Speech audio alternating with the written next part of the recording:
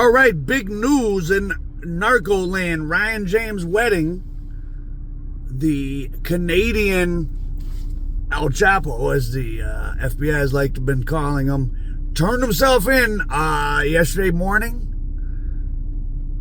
at the U.S. Embassy in Mexico. And I researched him quite a bit, and I hadn't gotten to do a story yet, but I'll give you a highlight reel here verbally, and we'll get into a more in-depth story. So first of all, think of him. So he's from Canada, from Thunder Bay, ironically the same place that my co-director of Frank Matthews, Ron Chepsick, is from. Thunder Bay, Canada. Grew up skiing. He was a real golden boy. So Ryan Wedding had made the U.S.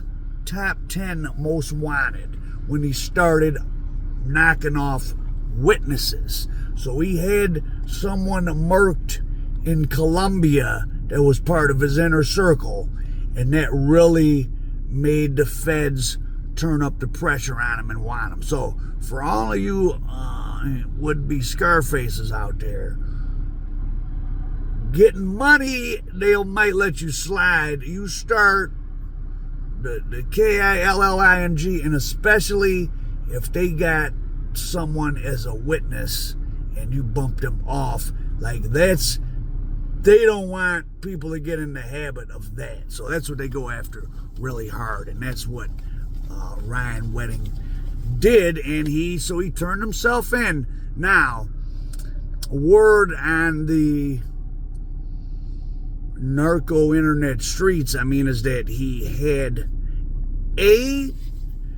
he must have had a deal. He's probably been working this for a while with the U.S. government. He did not turn himself in to end up like El Chapo or El Mayo is going to be sitting in Florence 80X. Remember that Wedding was most closely associated with Los Maitos, who just made that huge deal with the feds where they brought 18 members of their family over. They're all in plea negotiations. It's going to be interesting to see what Chazapo's sons get for sentences. I'm thinking in the 12 to 15 year range. Wedding is probably going to want to be down around 10 or 12 years. You would think the guy had access to tens of millions of dollars, and there is a lot of Nazarcos that have got, especially nowadays, you can get extensive plastic surgery. A friend of mine, well, he didn't get plastic surgery to change how he looked, but he's a Hollywood guy, middle-aged, feeling like he needed a plastic surgeon.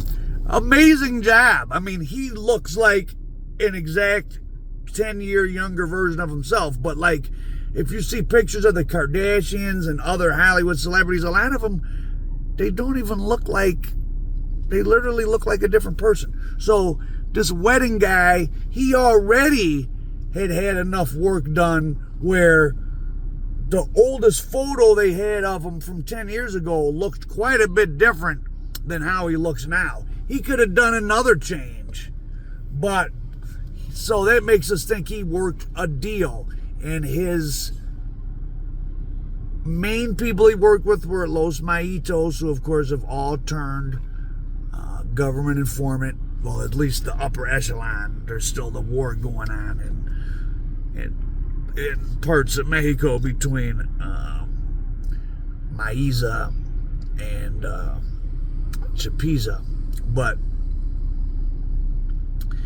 Wedding's protection was pulled by Chapo's sons, so he had to turn himself in. That's whose protection he was under. They're weakening fast. They seem to have probably lost the war, though they've reinvigorated themselves with CJNG. But let's stick to Ryan Wedding. So Ryan Wedding, fascinating, 6'4" Canadian white guy. You'll hear he had been in the Olympics. Yeah, he finished 24th, and he's from a small country, so it's not like he almost won a medal, but he's something I've found late studying a lot of these big traffickers, they're not coming from poverty or even middle class. A lot of the people that run the global drug trade at every level, I mean, you do have people like El Chapo, like rough peasant type people, but even in Mexico, like the Tijuana cartel, those were all rich kids. Wedding grew up, his father was spending $40,000 a year for him to train. All he had to do was train, get enough sleep, and eat right. That's all he had to do. But when his Olympic dreams in 2002 didn't turn out, he finished 24th. He was a big guy.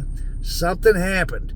He got enamored with the street. So first he starts off as a bouncer. So he's working in Vancouver, British Columbia. Now, Canadian crime is very fascinating to me now, because Canada, obviously, in general, is a low crime country, but it has some of the most effective and powerful and murderous and money-getting OC, organized crime, because they got no RICO law up there.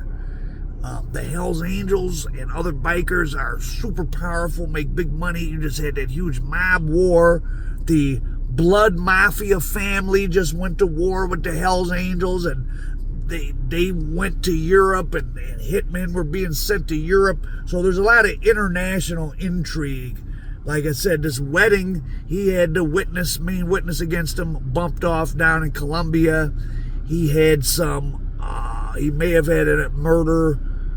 Oh, the feds really got at him. There were 560 bricks caught in Arkansas in 2024, and Wedding was caught on the encrypted app saying, kill them all, the drivers, everybody involved with the load.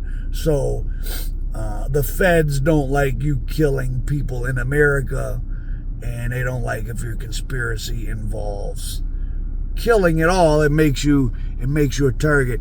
And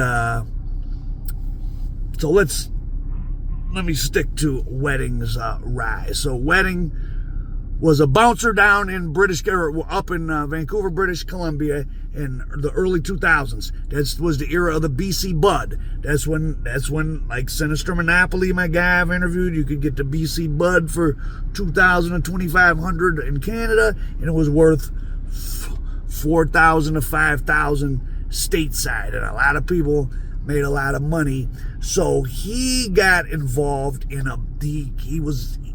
his family had enough money that he told his dad he wanted to buy a house to flip, and his dad gave him $250,000, and he did buy a house, but he turned it into a massive grow, which he made millions of dollars.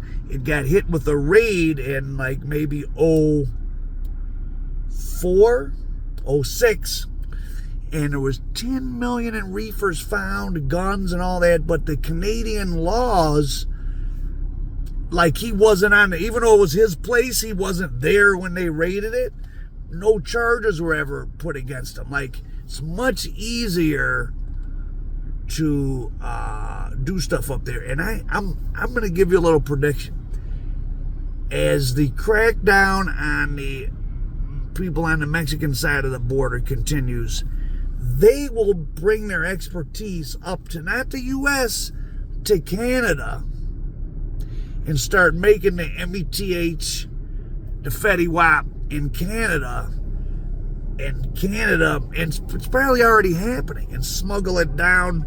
The Canadian border with the U.S. is so long and so porous and so easy and unmanned. Imagine that. Imagine if cartels are getting chemicals shipped up to Vancouver, BC, making stuff and moving it down into the U.S. from Canada. That is, I think, starting to happen, and I predict it's going to grow. But Wedding has this huge marijuana grow. It gets him going, but after he gets raided, he doesn't have any money. And He has a couple $100,000 left. He approaches this Iranian guy.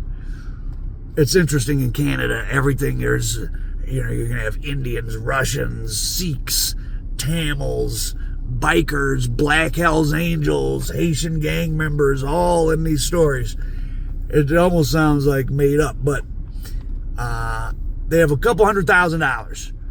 This Iranian has a contact with a Russian gangster in L.A. So wedding goes to L.A., but the whole thing is an FBI sting. They buy one brick. They've had about $340,000 there. Maybe we're going to get maybe 15 bricks or something. This is back in 2009. It's a sting.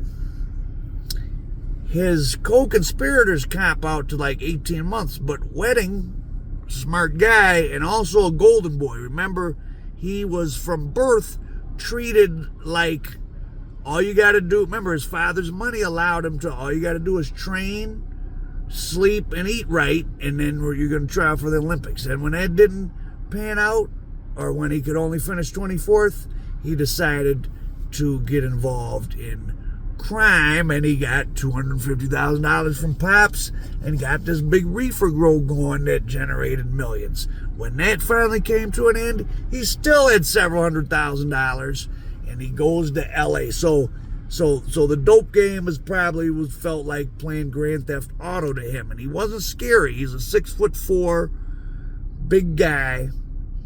He's busted in LA. He says, I'm going to take it to trial. So this is a guy, he didn't even cop out.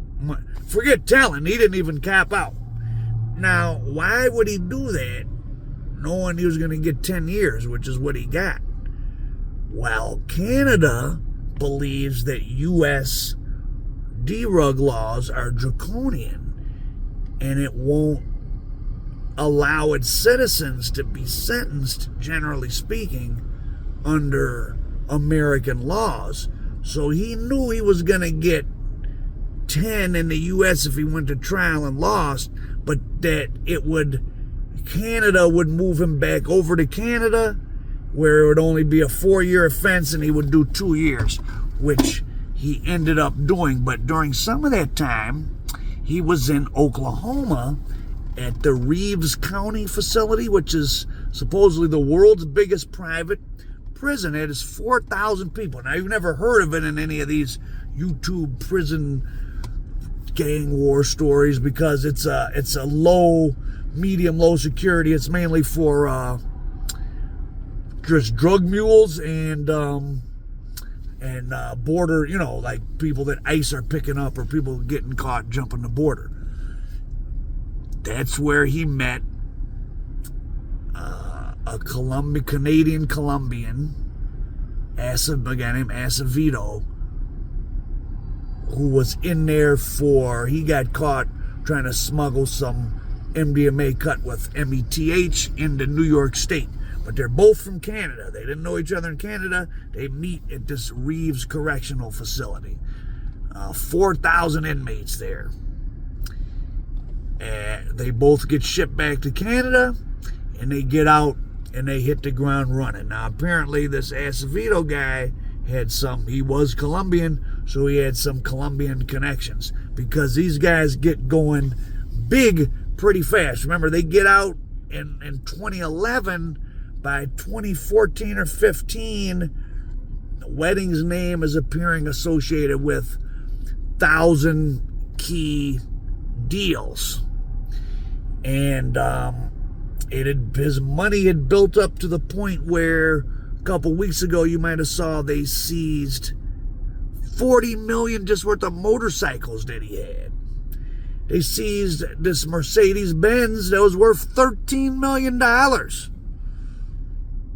There's one Mercedes worth $13 million. He had all this stuff in Mexico. $40 million in motorcycles. They say he was doing up to 60 tons a year. So this makes him one of the major outlets for the guys from south of the border. Maybe not quite as big as the Flores twins, but because they were sending back $1 billion or more a year to Mexico. But he was sending, let's see, so 60 tons is, it's 5 tons a month. So that's 10,000 or 5,000 metric tons, 5,000 bricks a month. So say at wholesale, 10,000, it's 50 million a month he's sending back to Mexico.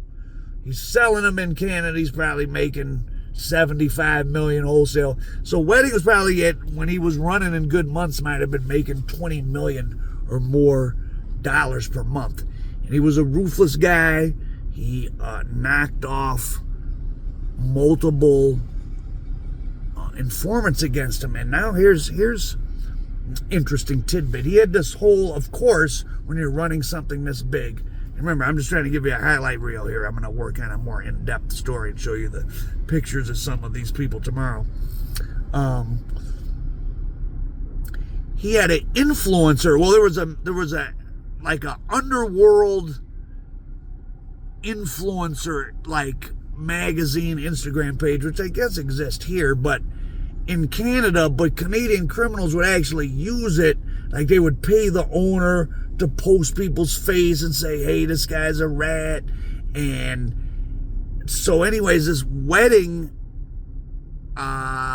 when this this buddy he had made, this Colombian, went sideways on him back in 2024, he lured him to a restaurant in an upscale neighborhood in Colombia using this madam, a Colombian madam that had all these girls. Everything's interconnected. It's kind of spooky. Like, once you start delving in that world of people with money and the high-end call girls and all that, like, stuff gets all interconnected. It's spooky. You don't really want to be, don't be involved in it. Stay, again, like I always say, if you're poor and you need to make a couple $100,000, do what you need to do. But getting involved in that world of large-scale crime is all backstabbing, because you can believe a Wedding who had his own buddy knocked off for snitching on him, he's got to be planning on doing some telling, because why in the hell would he have turned himself in when he could have tried to make a run for it? He's certainly not gonna just turn himself in just so he can stand tall and get sent to Florence ADX. That's what they're all scared of. Like, they don't want to go to that ADX where you're underground and where your daily life is hell. If they could get to a regular maximum security prison when you got money, you get drugs in, you stay high, trick with a guard here and there, get street food brought in. I mean, definitely not as good as freedom, but, I guess it's okay. But they don't want to go to Florence ADX because it ain't like that there. So Wedding turned himself in at the Mexico City consulate. The Mayitos, the Los Chapitos had pulled their protection for him, and he had to do it. CJNG was probably getting on his bumper. He's a guy that probably has hundreds of millions of dollars and hundreds of millions worth of stuff stashed around Mexico and other places. He's somebody you could grab up and give up, like, hey, I know you got 50 million in crypto somewhere. We're going to torture you. Where's it at? So he felt he's safer in the hands of the U.S. government than floating around South America with plastic surgery. Now, this guy had a whole team of people, in addition to the social media propagandist who ran that magazine. He had a guy called the Italian who was a former Italian special forces, who would train his hitmen, his own sicarios, and his security forces. He had, of course, money launderers, accountants. He had a whole thing going on. The guy's been wanted for 10 years. And I guess at the end, they've been estimating up to, if it's 60 tons, that's 5,000 bricks a month. I mean, he had 10,000 wholesale. That's 50 million easy. At the least, he's been turning in 50 million a month to the guy south of the border. That's a lot of money. That's $600 million. It's a lot of damn money. So Wedding is in custody. Interesting to see. We're going to be able to feel out early on, did he do something like the Chapitos did, where he made a deal and that's why he turned himself in. He couldn't have turned himself in on blind faith unless he thought he was about to get killed or something down there. But I don't know why. I mean, the thing is, he's valuable as long as you have, if you're someone who has contacts in Canada and other places where you can sell stuff, why would they want to kill you? You're always valuable because you can make shit disappear and get money. So somebody seems like would have protected him, but maybe that was part of Chapitos. Remember, they're working their pleas right now. The more people they can roll up for the feds, the better their deal is going to be. So Wedding may have fell a victim to Chapo's sons.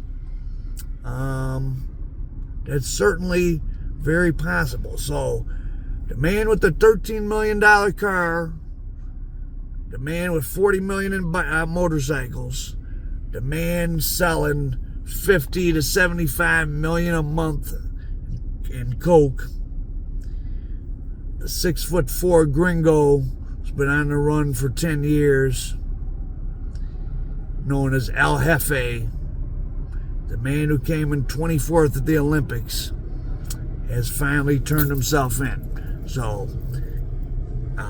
that's your update on that for right now. Stay tuned tomorrow, or maybe, take me a couple days for a more in-depth story, because it's really fascinating. He had several Sikhs bumped off. A lot of Sikhs are the Indians who wear the turbans, and they're the warrior class of India, and they wear the daggers.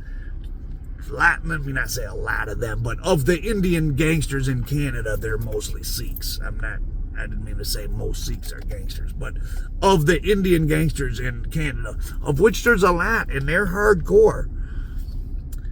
They do international murder for hire. One of them in the Brothers Keepers gang. Oh, I got to do another Brothers Keepers story for you. You guys like my Dubai hit story that I did before. So this is a little bit all over the place because there's so much information, but I'll get some sub stories here put together about Ryan Wedding's sprawling network, but he has lost the protection of the guy south of the border, and he turned himself in, and we're going to see what happens from there. And I think of Sinister Monopoly when I think of Ryan Wedding, because Sinister started in the reefer and got really big, and Sinister narrowly avoided probably a life term. And I can talk, but he's talking about this in the interviews because it's way past statute of limitations. He would be owing $3-4 million to his people in Canada, and he was, Sinister's in LA, and they would say, hey, since you're in LA, could you build a pack for us? Like, get as many, like, you owe us $4 million, can you get us $4 million in coke and just pay us with that? Because then they can make even more money. So Sinister sent a lot of bricks north just as a favor, and then I think he kind of caught himself, and then things started coming to an end anyways. But I always think about with these kind of regular middle class or upper middle class people that get involved at a real high level. Is it just that they're having fun and things? Because if, it's like any business, if it works, it works. If you have that exact right personality for it, and you know the right people over here and the right people over there, and you put a little bit of effort forth, and boom, all of a sudden it takes off, and there's millions of dollars coming in, and you got a lot of people around you that like the money that you're bringing in, and then it's easy to start to feel like, oh, I got people depending on me. I got to keep bringing in bricks. I'm supporting families. And next thing you know, you're on the FBI International Top 10. And Ryan Wedding is no longer on the Top 10 because he is in U.S. custody And then there's the question of, is Canada gonna let him be subject to the draconian U.S. drug penalties? The murder stuff is really gonna hurt him, but I think he already worked a deal, because why else would he have turned himself in? He's worked some kind of deal. And as we saw from El Mayo's son, Vicente, got 11 years. He's walking around. The Flores twins got 11, 12 years. They're walking around. I think those guys set a precedent. So I think like that right now, Chapo's sons are looking for those sub 15-year deals, even though they're the ones who created and flooded the fentanyl market. They wouldn't have turned themselves in to do 30 years. I think wedding is probably going to be arrange something for a sub 15 years, but we shall see. We shall see. So anybody watching from Canada, let us know if prices have changed due to Ryan Wedding being off the street. Al Prophet, look for more on this fascinating story and more stuff on Canada in the next couple of days. American Dope.